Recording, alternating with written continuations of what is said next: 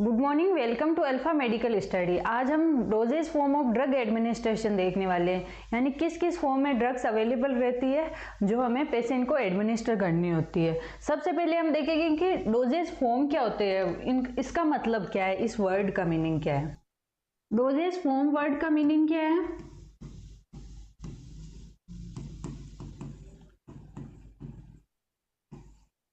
Doses form क्या होती है? फिजिकल फॉर्म, ड्रग की फिजिकल फॉर्म। डोजेज फॉर्म क्या होती है? ड्रग की फिजिकल फॉर्म होती है, उसे डोजेज फॉर्म बोलते हैं। In which drug is administered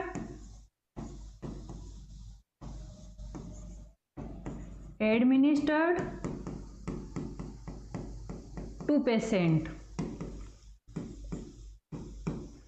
drug की ऐसी फॉर्म जो फिजिकल फॉर्म जो ड्रग पेशेंट को एडमिनिस्टर की जाती है उसे ही डोजेज फॉर्म बोलते हैं। तो इसमें क्या है, ये ध्यान रखना है कि फिजिकल फॉर्म है ड्रग की, वही डोज कहलाती है।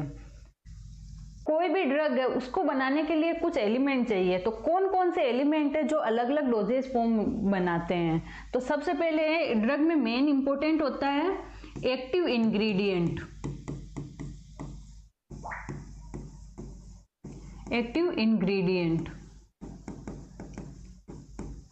एक्टिव इंग्रेडिएंट क्या होता है? ड्रग मॉलिक्यूल होता है, उसे ही एक्टिव इंग्रेडिएंट बोलते हैं। क्या है ये? ड्रग मॉलिक्यूल है।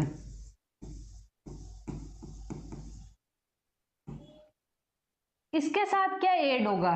एक्टिव इंग्रेडिएंट के साथ और क्या हो सकता है? एक्सिपिएंट्स। एक्सिपिएंट्स क्या होते हैं? इनएक्टिव मॉलिक्यूल्स होते हैं, इनएक्टिव इंग्रेडिएंट होते हैं। इनएक्टिव इंग्रेडिएंट का क्या काम होता है?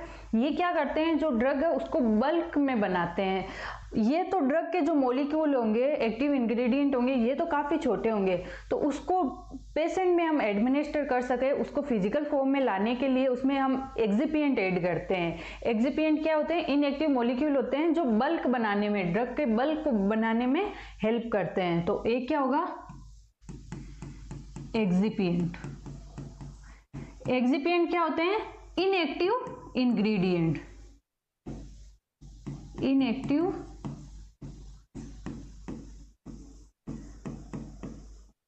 इनएक्टिव इंग्रेडिएंट होता है। ये किस लिए काम में आता है? Inactive ingredient to form bulk. जो ड्रग है उसको बल्क में बनाने के लिए, फिजिकल फॉर्म में लाने के लिए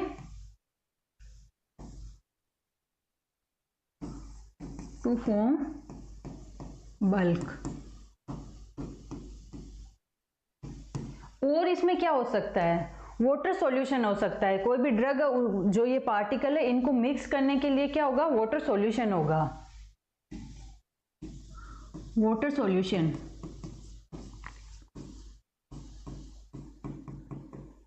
to mix drug molecules, to mix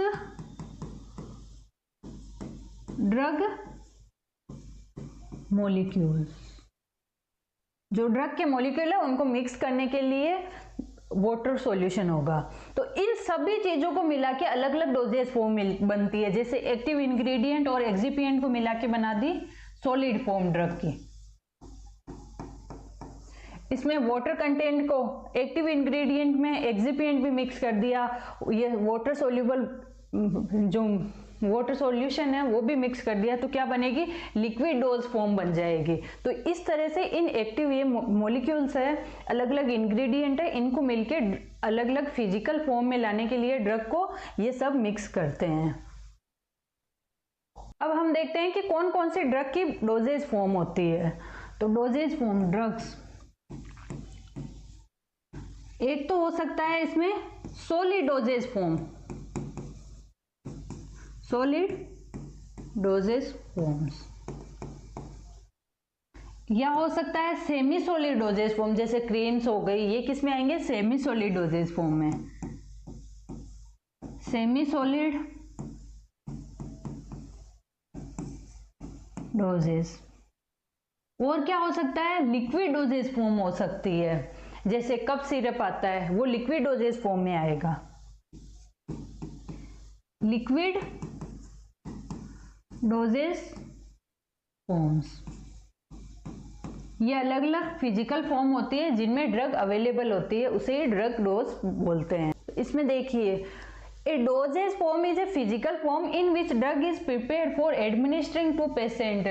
drug क्या होती है, डोज फॉर्म क्या होती है, ऐसी फिजिकल फॉर्म जो प्रिपेयर की जाती है किसके लिए, पेशेंट में एडमिनिस्टर करने के लिए जो ड्रग की फिजिकल फॉर्म है वो प्रिपेयर की जा रही है, वही डोज फॉर्म कहलाती है। It affect drug absorption, stability, efficiency and patient compliance. जो डोज फॉर्म है वो क्या क्या अफेक्ट करेगी, ड्रग के एब्जॉर्प्शन को अफेक्ट करेगी। सॉलिड डोजेज फॉर्म अलग तरीके से एब्जॉर्ब होगी, लिक्विड डोजेज फॉर्म का अलग एब्जॉर्प्शन का प्रोसेस होगा, ये हम फार्मेकोकाइनेटिक्स में देखने वाले हैं। इसकी स्टेबिलिटी, अलग अलग डोजेज फॉर्म की अलग अलग स्टेबिलिटी होती है। एफिशिएंसी भी, इनके काम करने की एफिशिएंसी कितनी होगी, ये भी डोजेज फॉर्म पे डिपेंड करती है। एंड पेशेंट कॉम्प्लियंस, और पेशेंट की कॉम्प्लियंस भी इस पे डिपेंड करती है। अब ड्रग किस किस से मिलकर बनती है, जैसे ड्रग में क्या क्या इंक्लूड होगा, एक्टिव इंग्रेडिएंट होगा जो ड्रग मॉलिक्यूल होगा, एक्सिपिएंट होगा, एक्सिपिएंट क्या होता है, inactive ingredient to increase bulk, जो ड्रग है उसके बल्क को इंक्रीज करने के लिए हम एक्सिपिएंट ऐड करते हैं। Liquid solution to dissolve drug, जो ड्रग है उसके मॉलिक्यूल्स को डिसॉल्व करने के लिए लिक्विड सॉल्यूशन होगा। इन सब को मिला के, जैसे इसको और इसको मिला के सॉलिड डोज फॉर्म बन गई, अलग अलग डोजेज फॉर्म तैयार की जाती है। अब हम देखते हैं कि कौन एक आइडियल डोज फॉर्म है, उसकी क्या क्या कैरेक्टरिस्टिक्स होती है। Properties of an ideal dose form, क्या क्या प्रॉपर्टीज है एक आइडियल डोज फॉर्म है, उसकी क्या प्रॉपर्टी होनी चाहिए, वो कैसी होनी चाहिए। It's handling, use and storage should be easy. जो ड्रग डोज फॉर्म है, जैसे या तो सॉलिड हो, लिक्विड हो, कोई भी हो, सेमी सॉलिड, वो एक तो हैंडलिंग उसकी इजी होनी चाहिए, यूज अच्छा होना चाहिए और स्टोरेज भी उसकी इजी होनी चाहिए। सेकेंड प्रॉपर्टी क्या होनी चाहिए ड्रग की, it should be physically and chemically stable over time. ये फिजिकली और केमिकली स्टेबल होनी चाहिए, जो भी ड्रग फॉर्म है उसकी कोई भी उसके कैरेक्टरिस्टिक में कोई भी चेंजेस नहीं आने चाहिए ओवर द टाइम। जैसे बाहर भी और पेशेंट में एडमिनिस्टर करने के बाद भी जो भी उनके साथ एलिमेंट्स है, कोई भी मॉलिक्यूल है, उनके साथ रिएक्ट करके उसकी चेंज नहीं होनी चाहिए। जो डिजायर्ड इफेक्ट है वही इफेक्ट लाए, वही एक अच्छी डोजेज फॉर्म होती है ड्रग की।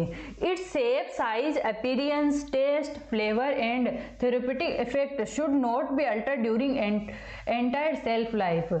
जो भी ड्रग है वो स्टेबल होनी चाहिए, उसका ना तो शेप में चेंज आना चाहिए ओवर द टाइम, ना साइज में, अपीयरेंस में, टेस्ट में भी कोई चेंज नहीं आना चाहिए, फ्लेवर में, थेरेप्यूटिक इफेक्ट जो उसका इफेक्ट है वो भी ना तो कम होना चाहिए, ना ही कोई भी साइड इफेक्ट आना चाहिए। ये एक आइडियल डोज फॉर्म होती है। Should not be alter during entire self life, जितनी उसकी सेल्फ लाइफ है उसके दौरान उसकी कोई भी फिजिकल और केमिकल फॉर्म में कोई भी चेंज नहीं आना चाहिए। Compatibility, it should not B react with packaging materials और अदर कंपोनेंट्स। कंपेटेबिलिटी, जो पैकेजिंग मटेरियल है उसके साथ भी रिएक्ट नहीं करनी चाहिए और अदर कंपोनेंट्स है उसके साथ भी, वो जो ड्रग के मॉलिक्यूल्स है, जो इंग्रेडिएंट है वो रिएक्ट नहीं करने चाहिए, वो कंपेटेबिलिटी उसकी मेंटेन रहनी चाहिए। एक आइडियल डोज फॉर्म वही होगी। It should be available in different strength, जैसे ये इंपॉर्टेंट है, अलग अलग स्ट्रेंथ में अवेलेबल होनी चाहिए। जैसे कोई भी ड्रग है वो अलग अलग 50 mg की भी आती है, 100 mg की, 1000 mg की, अलग अलग हम एज के अकॉर्डिंग, वेट के अकॉर्डिंग पेशेंट में एडमिनिस्टर करते हैं, तो ईजी होगा, अलग अलग उसके स्ट्रेंथ में आएगी। जैसे example 50, 100, 200, 500 mg tablet of the same drug, एक सेम ड्रग है, कंपोनेंट सेम है लेकिन उसकी अलग अलग स्ट्रेंथ होगी। To suit the patient of different age group और डिफरेंट डिजीज कंडीशन, जो डिजीज सीवियर कंडीशन होगी तो उसमें ज़्यादा हाई डोज देना पड़ेगा, तो जैसे 200 डोज देना पड़ेगा। अगर कोई अर्ली कंडीशन है डिजीज की तो उसमें लो डोज चलता है, तो उसकी स्ट्रेंथ डिफरेंट स्ट्रेंथ में डोज है वो अवेलेबल होनी चाहिए। फिफ्थ प्रॉपर्टी क्या होनी चाहिए, it should provide protection to the drug and mask the unpleasant taste of drug.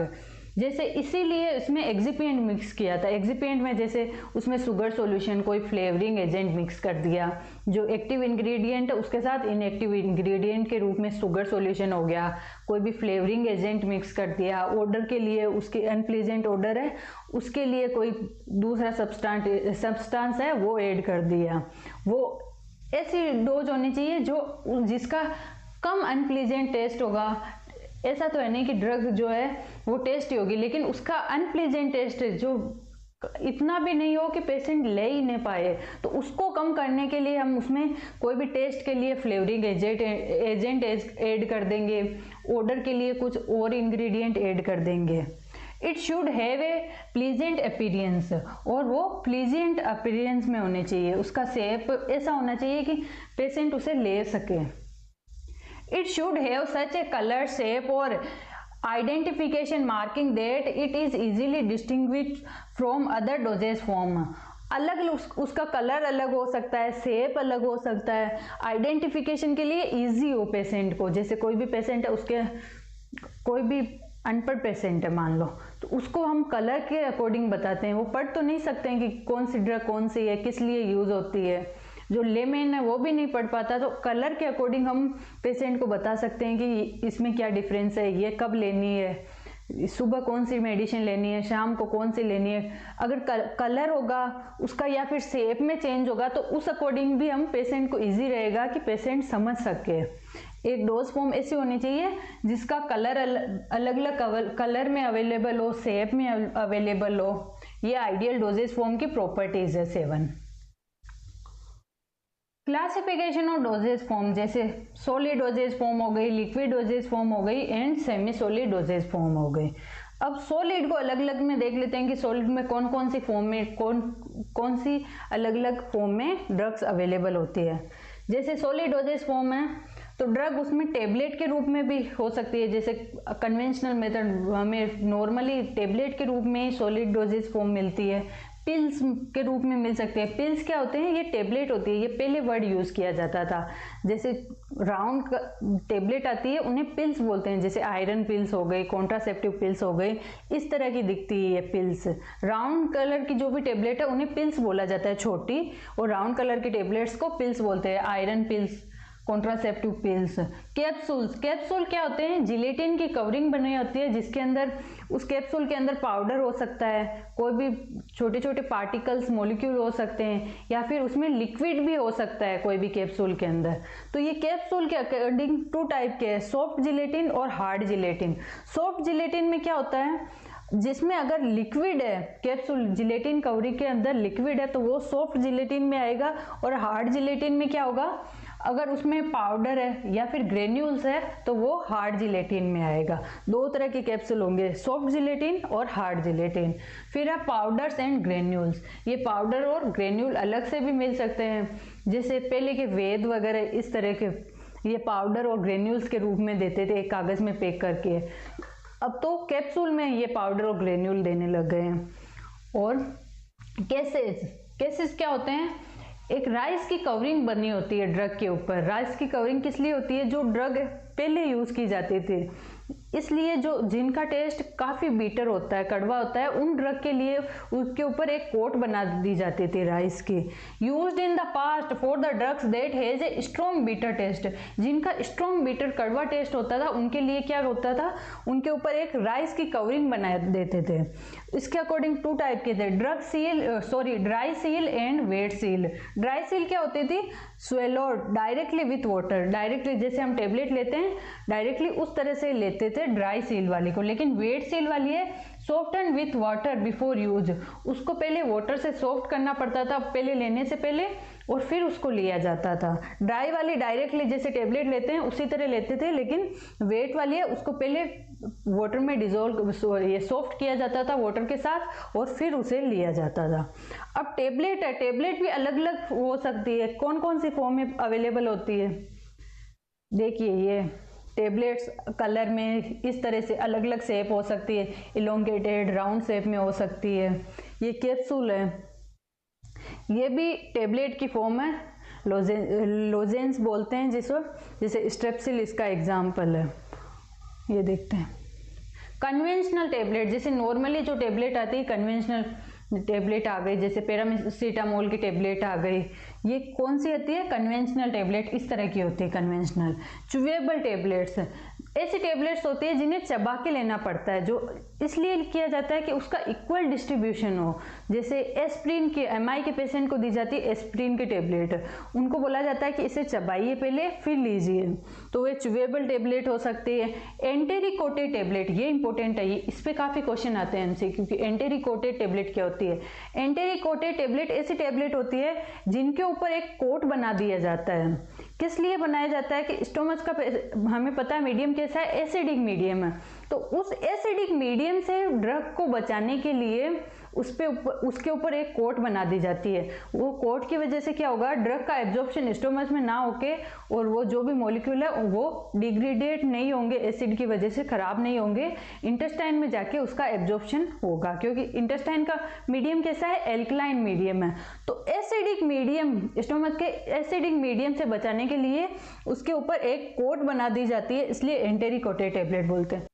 जैसे वाइवा होता है, नर्सिंग वालों में तो मेनली नहीं होता है, लेकिन एमबीबीएस वालों है उनमें होता है कि टेबलेट दिखाई जाती है स्टूडेंट को और पूछा जाता है कि इसमें से कौन सी एंटेरिकोटेड टेबलेट है और कौन सी नॉन कोटेड टेबलेट है जिसपे कोई भी कोट नहीं है। तो वो किस तरह से आइडेंटिफाई करेंगे? वो जो उस पे होगा, उस पे तो लिखा होगा, मार्किंग होगी, लेकिन वो टेबलेट ऐसे ही दे दी, तो उसके अकॉर्डिंग हम, जैसे मार्किंग होती है कुछ टेबलेट पे, आपने देखा होगा, देखो इस टेबलेट में है, ये लाइन बनी हुई होती है बीच में, तो उसके अकॉर्डिंग हम पहचान सकते हैं। जिस पे ये लाइन बनी होती है उस पे कोट नहीं होता है, और जो जिस पे लाइन नहीं बनी हुआ है उस पे कोट होता है। ये मेनली ऐसे प्रैक्टिकली तो सबके लिए लागू नहीं होता है, लेकिन कुछ कुछ के लिए ये है कि जिन पे ये लाइनिंग बनी होती है उन पे ये कोट नहीं होता है, और जिन पे लाइनिंग नहीं बनी होती है उन पे ये कोट होता है। किस लिए होता है? स्टोमच के एसिड से बचाने के लिए ड्रग को। Sustain release tablet, sustain release tablet क्या होती है? ऐसी टेबलेट जो धीरे धीरे डिजोल्व होगी, उसका इफेक्ट धीरे धीरे आएगा, मतलब जितनी कंसंट्रेशन मेंटेन रखनी है ब्लड के अंदर वो उतनी उतनी डिजोल्व होती जाएगी, उसका एब्जॉर्प्शन उतना उतना रिलीज होती जाएगी, उस ड्रग के मॉलिक्यूल उतने। और है एफ्रीवेसेंट टेबलेट। एफ्रीवेसेंट टेबलेट क्या होती है? जैसे कुछ टेबलेट होती है जिन्हें पानी के अंदर घोल के फिर उसे लेना होता है, जैसे डिस्प्लिन की टेबलेट आती है सर दर्द के लिए, तो उसको क्या करते हैं हम? पहले पानी में घोलते हैं, फिर इस तरह से देखिए पाउडर ग्रेन्यूल्स, उसके मिलके एक टेबलेट बनाई, उसको पहले हम पानी में डालेंगे, फिर उस पानी को, ये इसीलिए किया जाता है कि उसका इक्वल डिस्ट्रीब्यूशन हो, जल्दी इफेक्ट हो और ड्रग का इक्वल डिस्ट्रीब्यूशन हो, इसके लिए डिस्प्लिन की टेबलेट आती है। इसका एग्जाम्पल है एफ्रीवेसेंट टेबलेट का एग्जाम्पल क्या है? ये डिस्प्लिन की टेबलेट। देखिए एंटेरिकोटेड और सस्टेन रिलीज में क्या डिफरेंस है? ये तो एसिड से बचाने के लिए एंटेरिकोटेड, और सस्टेन रिलीज वाली क्या है? ब्लड में जो कंसंट्रेशन चाहिए, जैसे कोई भी ड्रग है उसकी कंसंट्रेशन कितनी, एक फिक्स कंसंट्रेशन चाहिए जिसपे वो काम करती है, तो उसको कंसंट्रेशन को मेंटेन करने के लिए क्या होता है? सस्टेन रिलीज टेबलेट बनाई जाती है, जो वो कंसंट्रेशन मेंटेन रखती है, उस अकॉर्डिंग रिलीज होती रहती है वो टेबलेट। ये किस लिए यूज की जाती है सस्टेन रिलीज टेबलेट? बार बार ड्रग एडमिनिस्टर ना करने पड़े पेशेंट में, इसलिए ये सस्टेन रिलीज टेबलेट यूज की जाती है। सबलिंगुअल टेबलेट, सबलिंगुअल टेबलेट्स क्या होती है? जो जीभ के नीचे रखी जाती है, क्योंकि हमें पता है कि जीभ के नीचे काफी रिच ब्लड सप्लाई होती है, जो डायरेक्टली हमारे क्या होता है? डायरेक्टली ब्लड में मिक्स होती है। इसकी भी अवेलेबिलिटी 100, बायो अवेलेबिलिटी, ये वर्ड आपको समझ नहीं आएगा, लेकिन अभी आगे ये फार्माकोकाइनेटिक पढ़ेंगे उसमें आ जाएगा, तो उसकी 100% बायो अवेलेबिलिटी होती है। तो ये फर्स्ट पास मेटाबॉलिज्म को पार ना करते हुए डायरेक्टली ब्लड के अंदर जाता है सबलिंगुअल टेबलेट्स, जो जैसे इसका एग्जांपल है नाइट्रोग्लिसरीन, एमआई के पेशेंट को दी जाती है नाइट्रोग्लिसरीन, तो वो काफी फास्ट एक्टिंग होती है, उसका फास्ट इफेक्ट आता है। तो सबलिंगुअल टेबलेट्स हो गए। बक्कल टेबलेट्स, बक्कल टेबलेट्स क्या होती है? गम्स और चिक के बीच में जो ड्रग्स रखी जाती है, ली जाती है, वो बकल टेबलेट्स हो गई। इसकी गम, ये बकल टेबलेट्स किस तरह से, इसके कहाँ रखना होता है, ये इंपॉर्टेंट होता है। गम्स और चिक के बीच में बकल टेबलेट, लोजेंजेस टेबलेट, जैसे जिन्हें सक करना होता है, इसका एग्जाम्पल आपने ये विक्स की गोली होती है, स्ट्रेप्सिल होती है, इस तरह की आती है, लोजेंजेस इसका एग्जाम्पल है। अगर ये आपके एग्जाम में आए लॉन्ग क्वेश्चन के रूप में तो आप पहले वो चार्ट बना सकते हैं, फिर ये टेबल के रूप में इस तरह से लिख सकते हैं। आप स्क्रीनशॉट ले लीजिए इसका, ये इस तरह से लिख सकते हैं। एक टर्म आती है स्पेंस्यूल्स, ये कुछ दो टर्म है जैसे स्पेंस्यूल्स और ट्रांसडर्मल पैचेस। ये क्या होता है, इन पे अलग से मल्टीपल चॉइस क्वेश्चन में आ सकता है। स्पेंस्यूल क्या होते हैं, एक्सटेंडेड रिलीज कैप्सूल, जैसे एक्सटेंडेड रिलीज टेबलेट्स भी होती है जो धीरे धीरे रिलीज होती रहती है, उसी तरह जो धीरे धीरे कैप्सूल है उनका वो रिलीज होते रहेंगे, उसी वो क्या आएंगे, उन्हें क्या बोलते हैं, कैप्सूल को, टेबलेट को तो एक्सटेंडेड रिलीज टेबलेट बोलेंगे, और लेकिन कैप्सूल है उनको क्या बोलेंगे, स्पेंस्यूल्स बोलते हैं। ट्रांसडर्मल पैचेस क्या होते हैं, ये अभी काफी ट्रेंडिंग में है। Transdermal patches, A transdermal patches is a medicated adhesive patches placed on the skin to deliver a specific dose of medication through the skin and into the blood stream over time। इसमें देखो इस तरह का एक medicated पेच होता है, वो स्किन पे लगा दिया जाता है। ये पेच, ये एपिडर्मिस है, उसमें जाएगा, फिर डर्मिस में, हाइपोडर्मिस में, और फिर डायरेक्टली ब्लड में मिक्स हो जाएगा। इसका लॉन्ग टर्म इफेक्ट रहता है, जैसे कोई भी एनाल्जेसिक है, कोई भी कैंसर पेशेंट, उनमें कितना दर्द होता है, उसके लिए क्या किया जाता है, उनके लिए ये ट्रांसडर्मल पैचेज लगा दिए जाते हैं। तो उसको धीरे धीरे वो ब्लड में वो कंसंट्रेशन ड्रग की मेंटेन रखते हैं और जो पेन है वो कम करता रहता है। इन ट्रांसडर्मल पैचेज का एग्जाम्पल क्या क्या है, नाइट्रोग्लिसरीन फॉर एंजाइना, एंजाइना के लिए नाइट्रोग्लिसरीन का पेच आता है। Fentanyl for pain management, pain management के लिए फेंटानिल के पेचेज आते हैं। Nicotine for smoking suggestion, smoking suggestion के लिए निकोटिन, ये भी काफ़ी यूज़ हो रहा है आजकल। जो निकोटिन के पेचेज हैं, जो जिनमें स्मोकिंग के लिए सजेशन के लिए बोला जाता है, उनमें निकोटिन के पेचेज लगा दिए जाते हैं। क्लोनाइडिन फॉर हाइपरटेंशन, ये अलग अलग एग्जाम्पल्स है। अब हम देखते हैं classification of semi solid dosage form. Semi solid dosage form क्या होती है, सेमी सॉलिड डोजेज फॉर्म में ऑइंटमेंट आ गई, क्रीम हो सकती है, जेल, पेस्ट, सपोजिटरीज, ये सेमी सॉलिड डोजेज फॉर्म है। कौन कौन सी है, ointment, cream, gel, paste and suppositories. इनमें क्या क्या डिफरेंस होता है ये देखते हैं। देखिए ऑइंटमेंट में क्या क्या मिक्स होगा, ड्रग मिक्स होगी और ऑयली मीडियम, जैसे वैक्स हो गई, पैराफिन हो गया। तो इन सब को, जैसे ड्रग और ऑयली मीडियम को मिक्स करके जो डोज फॉर्म बनती है उसे क्या बोलते हैं, ऑइंटमेंट बोलते हैं। और वो किस कैटेगरी में आएगी, सेमी सॉलिड डोजेज फॉर्म की कैटेगरी में आएगी। क्रीम में और ऑइंटमेंट में क्या डिफरेंस है, क्रीम में क्या मिक्स किया जाता है, ड्रग और इमल्शन। इमल्शन क्या होता है, ऑयल और वाटर को मिक्स करके जो बनता है उसे इमल्शन बोलते हैं। तो ड्रग के साथ इमल्शन मिक्स किया हो, इसमें तो ऑयली मीडियम है ओनली, और इसमें ऑयल और वाटर दोनों मिक्स किया है, उसको मिला के एक फॉर्म बनती है ड्रग की, जिसे बोलते हैं क्रीम। और जेल, जेल में क्या होता है, ड्रग और जिलेटिन, जिलेटिन क्या होती है, वाटर सोल्यूबल होती है, उसको मिक्स करके, ड्रग और जिलेटिन को मिक्स करके डोज फॉर्म बनती है, उसे जेल बोलते हैं।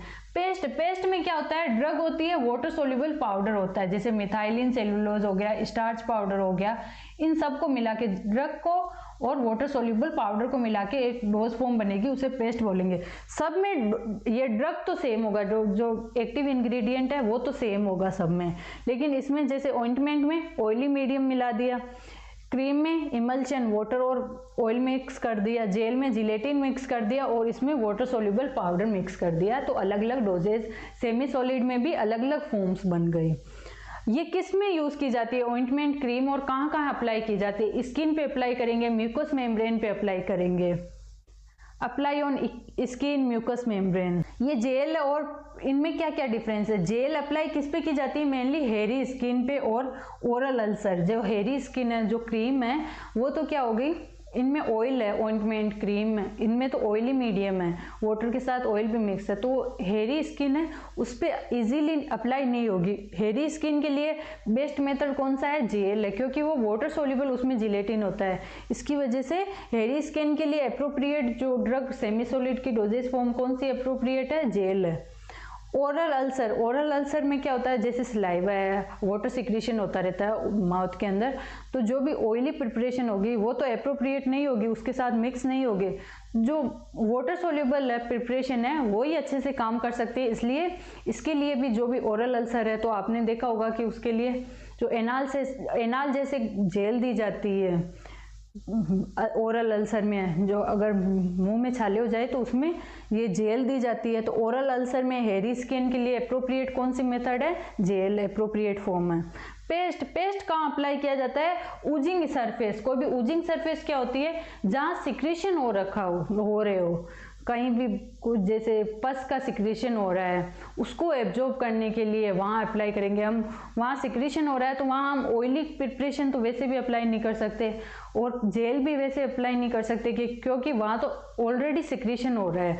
उसको सिक्रीशन को कम करने के लिए, सिक्रीशन को कम करेंगे तो बैक्टीरियल ग्रोथ नहीं होगी, तो उस सिक्रीशन को एब्जॉर्ब करने के लिए उसके ऊपर हम क्या अप्लाई करते हैं? पेस्ट अप्लाई करते हैं, क्योंकि पेस्ट के अंदर वाटर सोल्यूबल जो पाउडर है वो है। इसकी वजह से क्या होगा, जो भी सिक्रीशन है वो उसको एब्जॉर्ब करके जो वुंड हो रखा है, जो भी वहाँ कोई भी प्रॉब्लम है तो उसको सोल्व करेगा वो। ऊजिंग सरफेस के लिए कौन सी डोज फॉर्म अप्लाई की जाती है? पेस्ट अप्लाई की जाती है। तो सेमी सॉलिड में ऑइंटमेंट देख ली, क्रीम देख लिया, तो जेल, पेस्ट, और इसमें सेमी सॉलिड में और आता है सपोजिटरी। सपोजिटरीज क्या होती है? अब सपोजिटरीज को अलग से देखते हैं, इनका अलग क्लासिफिकेशन है। रेक्टल सपोजिटरीज अलग आती है। ये क्या होती है? ब्लड शेप की मेडिकेशंस आती है। देखिए आपको पिक्चर के थ्रू दिखा देती हूँ।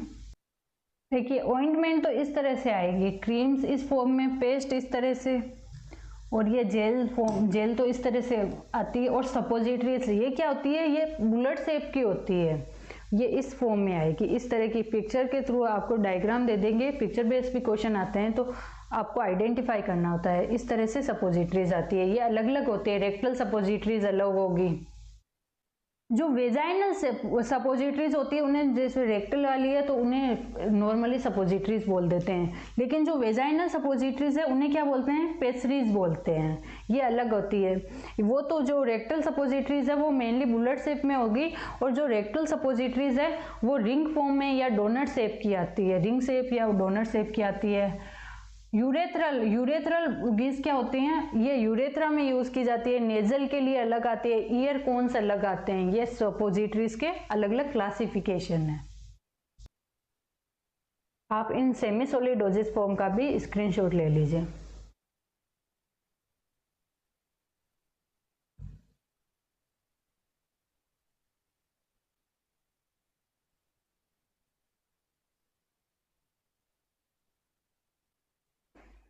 अब लास्ट डोज फॉर्म कौन से आते हैं? Liquid doses form. इसमें क्या क्या है? सिरप होगा, इमल्शन होगा, एलिक्सर होगा, लोशन होगा। ये अलग अलग है। लोशन है वो सेमी सॉलिड फॉर्म में भी इंक्लूड होता है और ये लिक्विड डोजेज फॉर्म में भी इंक्लूड होता है। सिरप है, उसमें क्या क्या इंक्लूड होगा? जैसे कप सिरप आता है तो उसमें क्या क्या होता है? उसमें ड्रग होगा, उसके साथ वाटर होगा, और शुगर, कोई भी शुगर सब्सटीट्यूट है वो ऐड होगा, और फ्लेवरिंग एजेंट। अलग अलग टेस्ट को एनहेंस करने के लिए, उसको एडमिनिस्टर कर सके, पेशेंट ले सके इजीली, उसके लिए उसमें फ्लेवरिंग एजेंट मिक्स किया जाता है। तो इसमें सिरप में क्या क्या ऐड है? Water, drug, water, sugar and flavouring agent. Emulsion में क्या है? इमल्शन तो हमें पता है, पहले भी बताया कि ऑयल और वाटर मिक्स होता है, उसे इमल्शन बोलते हैं। तो अगर वो लिक्विड डोज फॉर्म में होगा तो उसमें ड्रग होगा, ऑयल होगा, वाटर होगा, इमल्सिफायर, जो इमल्सिफायर है वो होगा, और प्रिजर्वेटिव्स, जो ड्रग है उसको प्रिजर्व करने के लिए प्रिजर्वेटिव ऐड होंगे। एलिक्सर, इस पे मेनली क्वेश्चन आता है कि सिरप और एलिक्सर में क्या डिफरेंस है। इसमें और इसमें ये डिफरेंस है कि जो एलिक्सर है उसमें एल्कोहल मिक्स होगी, और कोई डिफरेंस नहीं है, और सब इसमें सेम होंगे। जो स्वीटनर भी होगा, फ्लेवरिंग एजेंट, वाटर, ड्रग, ये चारों इंग्रेडिएंट तो इसमें सेम होगा। बस जो एलिक्सर है उसमें एल्कोहल एक्स्ट्रा ऐड होती है, तो वो उसमें एलिक्सर की कैटेगरी में आ जाता है। Syrup. Drug, alcohol, water, sweeteners and flavours, flavours के लिए फ्लेवरिंग एजेंट मिक्स होंगे। लोशंस क्या होते हैं? ए लिक्विड और सेमी सॉलिड प्रिपरेशन, लिक्विड और सेमी सॉलिड प्रिपरेशन होती है। क्रीम और लोशन में क्या डिफरेंस होता है? क्रीम तो कोई छोटी जगह पे सरफेस एरिया पे लगाना हो तो उसके लिए क्रीम यूज़ की जाती है। जो लार्ज सरफेस एरिया है, पूरी बॉडी पे लगाना हो तो उसके लिए हम क्या करते हैं? लोशन का यूज़ करते हैं। लोशन में क्या क्या मिक्स होगा? ड्रग होगा, वाटर या ऑयल मिक्स होगा, सब ये स्टेबलाइजर मिक्स होगा, प्रिजर्वेटिव मिक्स होंगे लोशन के अंदर।